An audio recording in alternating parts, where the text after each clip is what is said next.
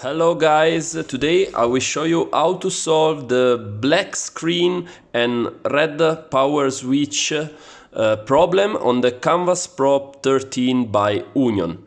Unfortunately, the service of Union didn't manage to solve me this problem and I didn't found the solution online. That's why I'm doing this video. So it's really easy and really quick. You have just to right click on the GeForce Experience. This works only on Windows 10 with the NVIDIA GTX or RTX series of dedicated video card.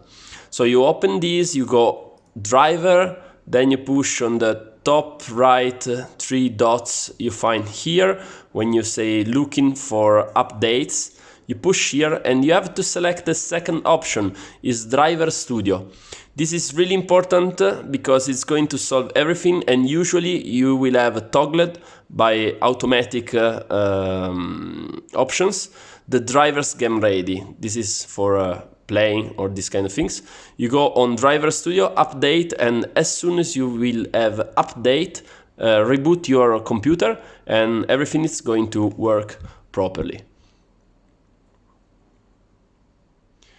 Let me know in the comment if it helped. Thank you.